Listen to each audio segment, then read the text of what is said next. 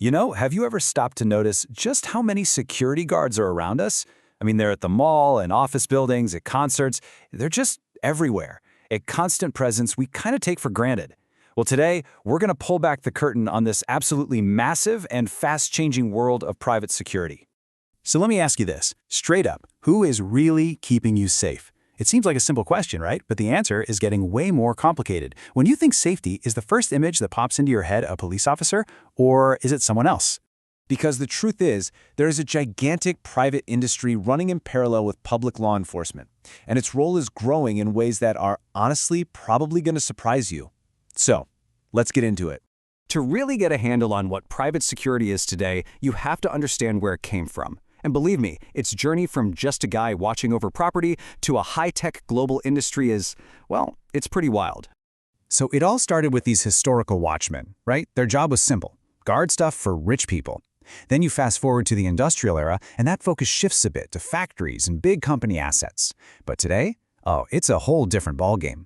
The modern security industry is this super professional field that handles everything from guards at the door to incredibly complex cyber threats.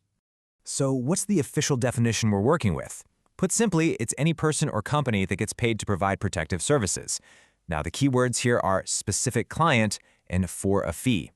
Their whole job is about preventing loss and protecting assets for the person who hired them. And that brings us to a really, really important comparison. You've got public police on one side and private security on the other. Sure, they both aim to protect us, but how they do it, who they answer to, and what they're allowed to do, well, those are fundamentally different worlds. And this slide really boils it all down to their core mission. The police? They serve the public good. It's their job to enforce laws and keep the peace for everybody. Private security, though, they serve the client. Their whole world is defined by a contract to protect very specific people, places, or things. This table just lays out the practical differences so clearly. Think about it. A police officer gets their authority from the state, which gives them broad powers to arrest someone. Private security, their power comes from property rights, and it's much more limited. Police are accountable to us, the public. Security is accountable to their client. In jurisdiction, police cover a whole city or state. Private security is pretty much stuck to the specific property they're paid to protect. Okay, so keeping all those differences in mind, let's talk about how the role of private security is changing, because it is expanding way, way beyond just being a guard at the door.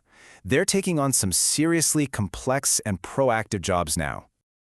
Just look at this list. Yeah, being a visible presence to stop crime is still a big part of it, but now we're talking about sophisticated access control, being the first ones on the scene for safety hazards, gathering intelligence for corporations, and even, get this, doing counterterrorism assessments for private venues.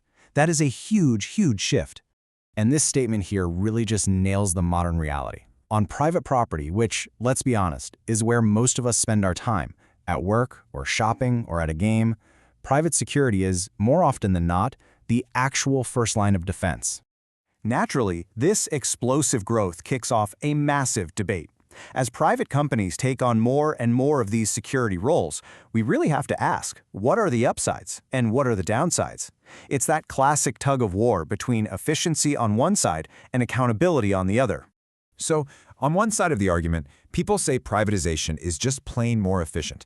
They argue that private companies can handle certain jobs cheaper, they can become real experts in niche fields like event security, and you can hire them and scale them up or down way faster than you could with a public police force. But, and this is a big but, the arguments against it are pretty serious. Critics point to huge accountability gaps. There's way less public oversight, less transparency. Then there's the profit motive.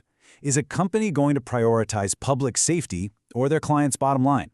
And maybe the biggest question of all, does this create a two-tiered system where only the people who can afford it get top-notch protection? So, with all that tension, what does the future look like? It's not like either of these worlds is going away.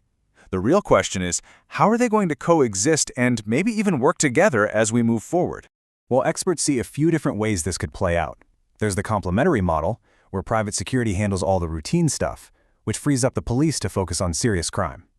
Then you have the partnership model, where they formally team up, share information, and coordinate how they respond. And finally, there's the regulatory model, where the government steps in with much stronger rules for licensing and training to help close some of those accountability gaps we were just talking about.